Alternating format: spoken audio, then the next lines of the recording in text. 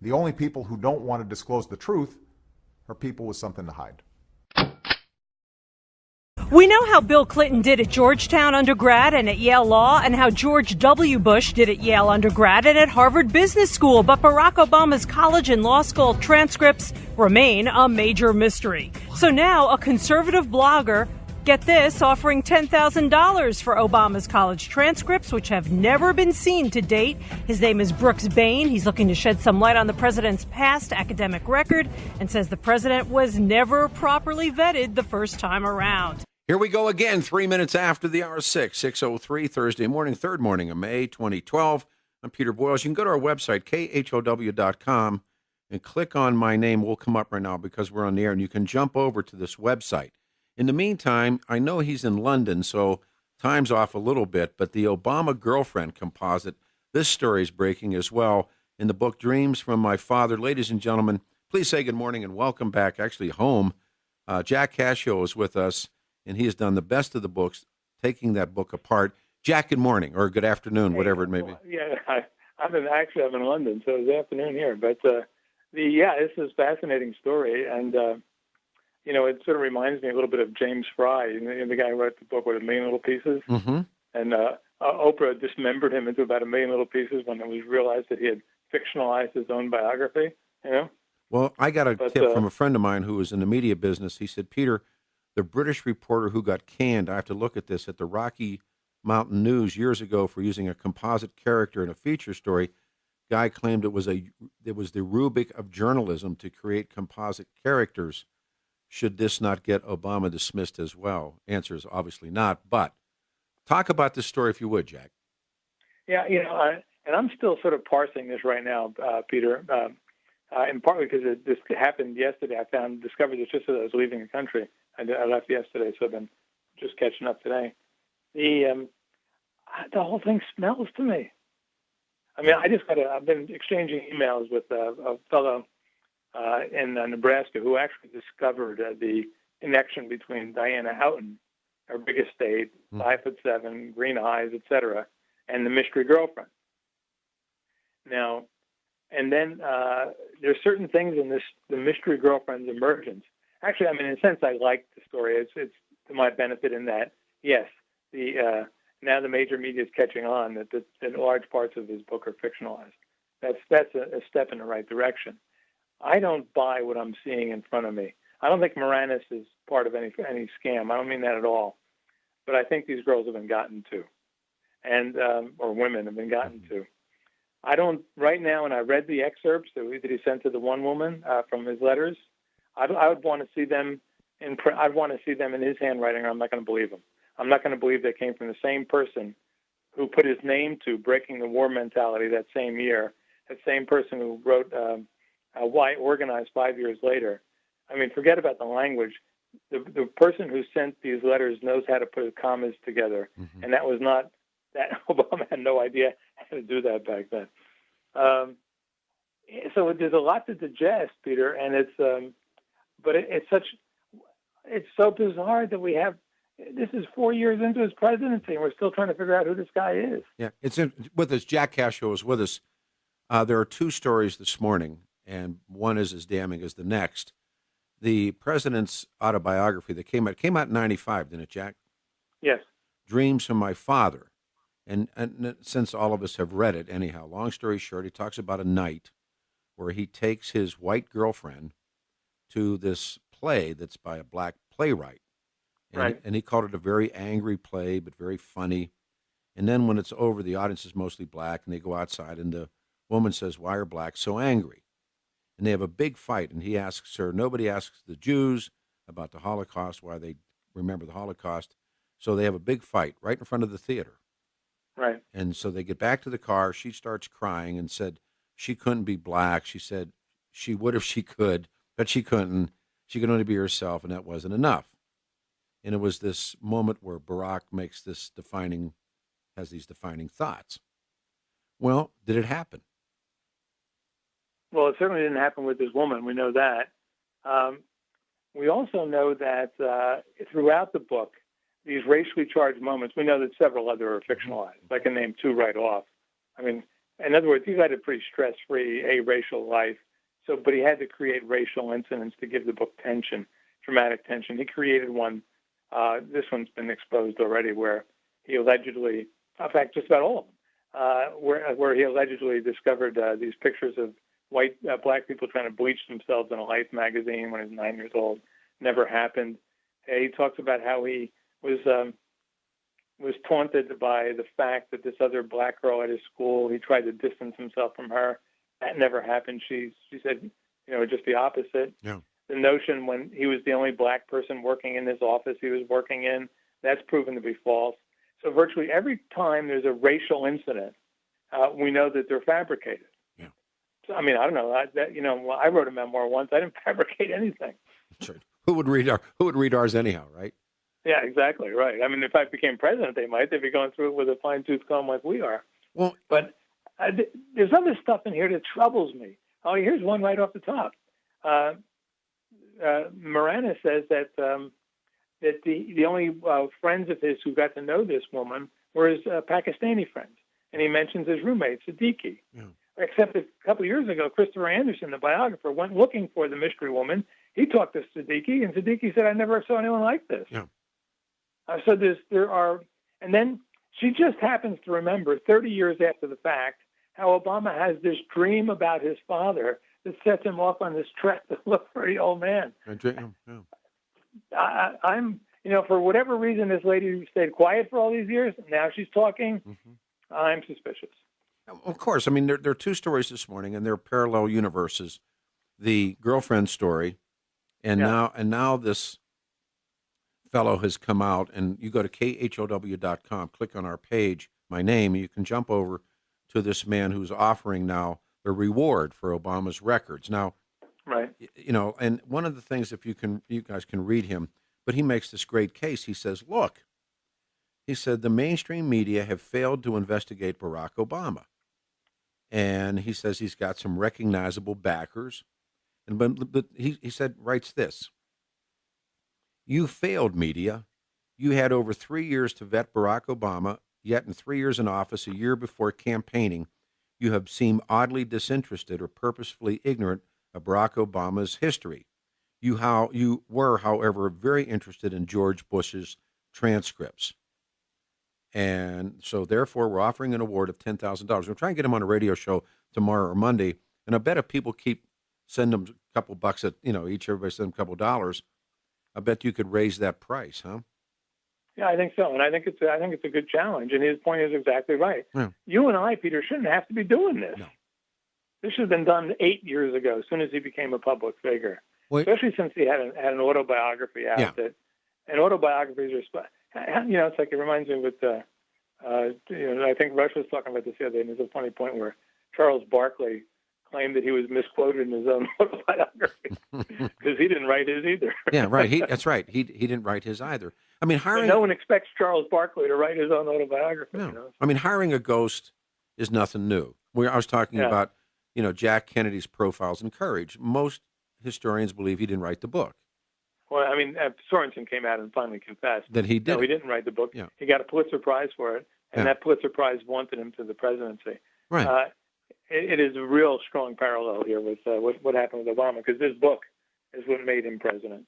And we know that, for instance, the ambassador, Joseph Kennedy, went out and bought copies of it to push it on the New York Times bestseller list. Right. So, and then he leaned on the Pulitzer Committee. Very much so. I mean, the old man was a nasty man. Right. But it's been jerry-rigged before, and Profiles in Courage was the best example. And this one, Dreams, and that wasn't that was not an autobiography. That was just a series of vignettes in history, right? Of brave men, up to and including the attempt to impeach Andrew Johnson. Right. But one of the more mysterious characters now is this woman. So tell the story. By the way, 12 after the hour 6. This is all legit. And in Dreams of My Father, Obama chooses to emphasize these racial issues that separate him from the woman he described as his girlfriend. Who was she? Well, the woman that we're introduced to, and I imagine that some great part of the story is accurate. Her name is Genevieve Cook, and she's Australian. Yeah. And what's intriguing about the book, and which caught my attention when I was reading it, Peter, is that she's the only woman he mentions in the book, and he spends 2 paragraphs on her. He describes her as a mystery woman. We shared the worlds, blah, blah, blah, blah, blah. And 2 paragraphs, and he's out. And then he says that we broke up because we had this argument after the play. And she said she could never be part of my world. I couldn't be part of hers, blah, blah, blah, blah, blah. She kept a journal, apparently. And I suspect that she's real. I'm sure she's a real person. And I suspect she probably even had a relationship with Obama. I don't know. But what's happening in this, as she's retelling the story, it is being compacted to fit his narrative perfectly.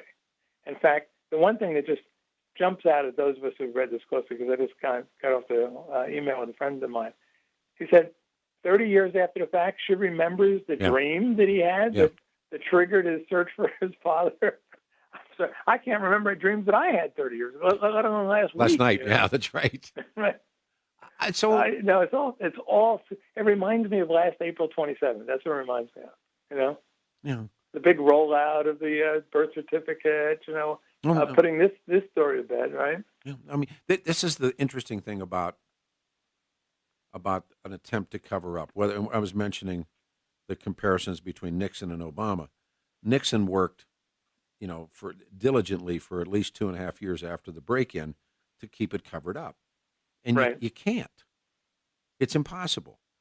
Benjamin Franklin's great line, 3 can keep a secret if 2 of them are dead. Yeah, right. Well, exactly. They're not. And so this mysterious woman, dreams from my father, and it's already 10,000 emails, was a composite, and now the claim has been made, but his whole life is a composite. Yeah, I mean, you don't do that in a memoir. That's crazy, especially if you're someone no one's even heard of. It's not like Bill Ayers, I can see him using composites because he doesn't want to send his friends to prison. Yeah. But this isn't the case here. So this is. I'll be back. I got to run right now, Peter. But okay. Once I'm going to start organizing my thoughts on this, and once I do, let's talk again. Okay? When are you home, Jack? I'll be back in a week. All right, I'll have you back on. If anything changes, we'll track you down. All right, sir. Thank you. Jack Cashill. All right, 303-713-8255. Go to the website, KHOW.com, and you can see this offer. Sheikh, see if we can track this guy down. Or you know what, better yet, maybe we can find Unruh now and go with Unruh, and we can switch it over to Andrew then at 7 o'clock.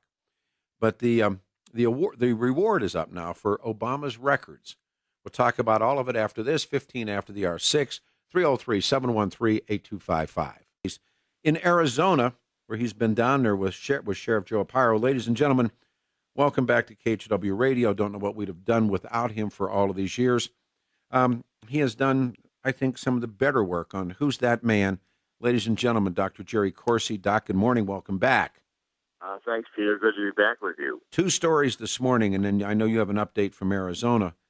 Have you had an opportunity to listen to or look on the internet where this man is now offering reward money for any of the verifiables or certifies of the president?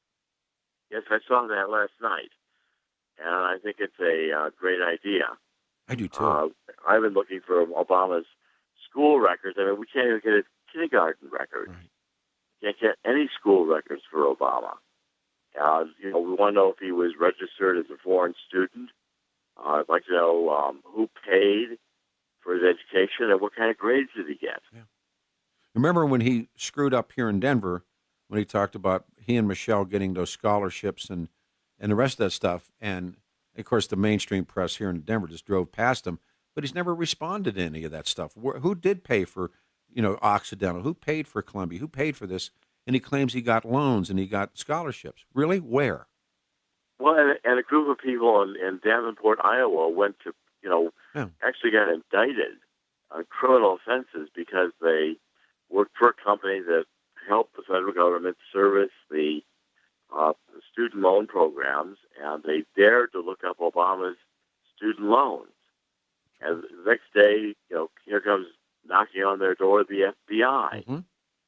I mean, this is Obama's records are not only sealed; they're sealed, with a criminal seal. So anyone who dares look at them is going to face a criminal charge. Well, this guy Bain, Brooks Bain, and you can see his website. Go to ours, KHOW.com, and then you can jump over to Bain's website. And I love how he writes this. The media have failed to investigate Obama. He is explaining that 8 individuals, including some he describes as recognizable, are putting up the money. Now, we're going to try and get the guy on a radio show and see if more people want to put up. The more money that's in the water, obviously, the more blood in the water, the more fish it attracts, or more sharks it attracts. But I read this. We are doing this because, and God, this is as though you could say it. We are doing this because we're tired of the media not doing their job. We are tired of the PR propaganda coming out of places like Media Matters. And we are tired of the administration stonewalling over things like Fast and Furious. But he says maybe someone has a copy of these transcripts lying around. They can make some cash. Spread the wealth around. He said, you have failed media. You've tried for over 3 years. You've had over 3 years to vet Barack Obama. Yet in 3 years in office, a year of campaigning beforehand, you have rather oddly been disinterested or purposefully ignorant of Barack Obama's history. You were, however, quite interested in George Bush's transcripts. That's pretty well said. Well, that's right. Yeah, exactly. See, the double standard here is outrageous. And look at how the media pursued George W. Bush's Air National Guard records, during the Vietnam War. You had Dan Rather ruin his career over fake documents in the fervor to get all the information out about George W. Bush. When it comes to Barack Obama, there's a big criminal seal on anybody who wants to look into his past. Now, also, we just spoke with a friend of yours, Jack Cashill. Right. Now the composite girlfriend story is starting to come apart. Have you what do you talk? The fake composite girlfriend? Yeah, and we've already gotten emails that the Barack Obama's a composite. Right. Well, this is first of all, to issue this story, the White House had to admit that Dreams from My Father is fiction. It's made up. It's composites. The characters in it are hidden. They don't really exist. And then when you read the account that's out there of this girlfriend, this Constance, what's her name, Constance Good? The idea that this is like the literary, they're trying to make it the literary girlfriend of the year, of the century. I don't know, at 18 years old or however Barack Obama, how many, Sunday New York Times they pined around while he was in his sarong, and they were writing each other about literature. Mm-hmm. This is nonsense. This is, fictionalized, made up. I guess they're paying heirs overtime to write a fictional history of Barack Obama's life. What's interesting, if you read, and I've read Dreams, and he goes back, and we just spoke with Jack, and Jack cites and can do so brilliantly that most of these so-called racial clashes were made up. That didn't happen. But this going to the theater story, clearly, and there's been so many people that have written since this story breaks, isn't this what happens to people who write books and fabricate, that they lose their jobs? And they cited that guy that went on Oprah and guys at newspapers that have lost jobs because they've made stuff up. Now, this is supposed to be an autobiography. And now in his new introduction, I don't know if you've seen the story since last night, but now the president has come out and said that in the reissuance of Dreams from My Father, the president writes an introduction, and it says that some of the characters, and you don't know which ones, are composites. Isn't that fascinating? Well, it's a fiction. In other words, he wrote a make-believe idea of his life in order to advance his career. And how much of it is make-believe? Is it make-believe that Barack Obama Sr. is his father? Yeah. Is it make-believe, that he had all these different adventures? What was he doing in Indonesia? Maybe he was adopted in Indonesia. We don't have, now all the aspects of Barack Obama's life, I think, are suspect as fiction. Yeah. And besides that, they just threw his autobiography under the bus. Yeah. And what was the purpose? Yeah. In order to say he had girlfriends? I guess they're really afraid of the Larry Sinclair story that Barack Obama had homosexual affairs. And Larry Sinclair now, the defamation case against him was thrown out of court. Mm-hmm. You had Patton Boggs, one of the biggest law firms in Washington, going after Larry Sinclair on the stories of homosexual sex with Barack Obama. And Larry's defended himself against Patton Boggs, one of the biggest, most powerful law firms in Washington, D.C., and Larry basically won. The case was thrown out of court. I wrote about it last week. And because I wrote about it last week, and those shows that Larry was essentially, the case gone, now the White House has got to concoct his girlfriend story. Mm-hmm. I mean, I think the White House is already covering up for Barack Obama's bisexuality. Well, the Dreams of My Father, it's clear with this new introduction that will come in the reissuance of the book that he's changing his tune, that these were composite characters, and he acknowledges the use of composite characters. Now, if that's true, what are the consequences of that? Well, the consequences are that Barack Obama just admitted that the life story we've been sold is a fiction. All the events of his life, all this, the great adventures off in Indonesia, the mother abandoning him, was that really his father? Or is the father made up? Is that really his mother? There are pictures of him with Lolo Satiro. I mean, I think that, I don't doubt that Lolo's his stepfather. I don't doubt that Lolo is his stepsister's dad. I don't doubt any of that stuff. But I think it's fascinating. That's not the stuff you're looking for. But Peter, look, there's a story out now. Now we've admitted that everything about Barack Obama's life and Dreams from My Father is fiction, right? All composite, made up.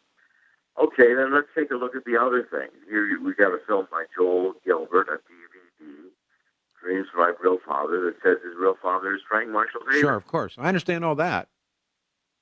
I mean, but I think two things have happened, and we just passed the year anniversary of dropping of the PDF. Right, and 1 year. Yeah, and now the girlfriend story, and now the money that's now on the table. Something Jerry's going to happen. Well, and also, Peter, it opens up all these things that are already happening. As I say, Larry Sinclair won his defamation case, alleging that I've seen those videos. No, I watched that video. Right. And I've got additional information, which now I think I'll just make public in the next week or so, because now Barack Obama's opened the door. He's opened the door to say, absolutely. What's his sexual past? He's admitted that all the stuff in Dreams from My Father is a lie. And I don't know why the White House did it, why they threw his autobiography under the bus. Well, because I don't think they had a choice at this point. I think what they do. Let me put you on hold real quick and come back after traffic. Sure.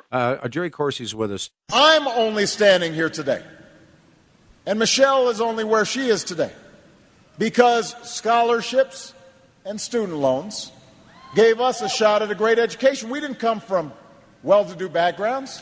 We know how Bill Clinton did at Georgetown undergrad and at Yale Law, and how George W. Bush did at Yale undergrad and at Harvard Business School. But Barack Obama's college and law school transcripts remain a major mystery. So now a conservative blogger, get this, offering $10,000 for Obama's college transcripts, which have never been seen to date. His name is Brooks Bain. He's looking to shed some light on the president's past academic record and says the president was never properly vetted the first time around. Good stuff. Everyone hang on your hats. It's going to get good. 6:38, 22 before 7. K-How Radio, David Ellis, Cherry Creek.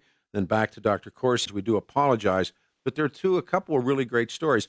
That drop on the scholarship stuff was a speech made here when the president was campaigning up at CU, and of course none of the locals picked up on it. And the big story here was some woman had accidentally spilled yogurt on the president's pants, which I dubbed Yogurt Gate. But the fact he says that about the scholarships, all of that is suppressed. If they got scholarships at all, I'm not talking about Mrs. Obama. I'm talking about the president. Well, also, I mean, here you've got these people in Davenport, Iowa, worked for a firm that helped the federal government with student loans, and they've been looking up the student loans of famous people to amuse themselves. I mean, it wasn't the right thing to do. But when they looked up Barack Obama's student loans, the next day, here's the FBI in their offices with criminal charges. I mean, Barack Obama's records are not only sealed, they're sealed with a criminal seal. So that anybody who dares look at Obama's past, tries to investigate it, faces going to jail if they access the records without authorization. And there's no authorization. All Barack Obama would have to say is, I release all my records. I want to tell the truth. Instead, he hides behind these lies. You can't see his student loan data. Now, this composite girlfriend story, and interviews have now been done quickly with her and this woman, Genevieve, and none of it happened. She has now come out and said, in light of what he wrote in his book, let me read it to you. I got so many different things here in front of me. She said no. She said I went to one play with them, and it wasn't a black play. In other words, it wasn't black people or an angry black playwright, etc., that Obama writes in his book, and that's why they quote broke up. Now, if that isn't true, and according to the woman, it isn't true, and he is rewriting the introduction to the book, what does that really mean? And like you said, I mean, it really puts blood in the water. Puts blood in the water because Peter means is, first of all, his entire history is now fiction, and admitted to be fiction, because Dreams of My Father is the only real comprehensive biographical statement we have from Obama, and it looks like it's all made up, or in large part made up. And secondly, Barack Obama's now putting his sexual history on the table. And why all of a sudden do we have to have this girlfriend stuff? Is he worried that the bisexuality stuff that's been rumored around is now going to come out? I think this invites it to come out. So, and besides the fact, when you read this girlfriend story, you know, this is one of the most literary girlfriends in the history of 18-year-olds. Yeah, no, they read the paper and they read the paper. They exchange notes and about the authors they're reading, and they spend hours talking about literature. Well, I'm sure every 18-year-old is doing that. I mean, it's nonsense. Well, they're making Barack Obama into, again, Ayers is working overtime writing this fiction about Constance Good's love affair that never happened. But, there's this moment, and, of course, like I said, whether or not it happened here in this moment where he talks about, the scholarships that he and his wife got, and now, okay, I throw the BS flag right at it, but even when a year ago, right about now, when the PDF came, it was a PDF, and I remember I forget the newswoman's name, who said she felt there was the seal on the burst. There was no seal. Her name was Guthrie. Her last name was Guthrie. Yeah, there was no seal. How could there be a seal? And how? In fact, they showed it to her, and they showed 2 minutes, and then they released this PDF, which Sheriff Arpaio has already indicated there's probable cause to believe is a forgery. Oh, sure. There's more evidence coming out on that, by the way. I'm down in Phoenix right now working with Sheriff Arpaio. I've been here all week. There'll be another press conference coming in the next few weeks. Certainly by June, there'll be another press conference. And look, everything about, we've got a fake birth certificate. We got a fake autobiography from Obama, fake girlfriends, all this stuff made up, sitting around and reading literature and talking literature while he's wearing his sarong and smelling like raisins. I don't know who made this stuff up, but whoever did has quite an imagination, and they're not doing Barack Obama any service. Jack Cashill says he's convinced that Ayers wrote it. It sounds like Ayers. Yeah. It's got the right touch to Ayers, this kind of literary, advanced, intellectual touch to it. And, it just never happened that way. Even Constance Good is telling the newspapers now, you got to be kidding. That stuff never happened. Yeah. Now, having said that, and my last question to you, and we'll talk again maybe tomorrow, certainly Monday, nobody's going to do it. None of the MSM are going to do anything about this. It doesn't make any difference, Peter. It's out there. That's my point. In London. It was out there all over the world. That's right. It was on Drudge yesterday, the top headline. I assure you, watch WND. I've got a few. Now that the store's open, I've got a few bombshell revelations that are going to come forward. Barack Obama opened the door to his sexual past. So fine. I don't see any hesitation to publish stuff I've been sitting on for 5 or 6 years. We'll talk on Monday or tomorrow, Jerry. Thank you. Thank you, Peter. Thank you. Dr. Jerry Corsi in Arizona. The only people who don't want to disclose the truth are people with something to hide.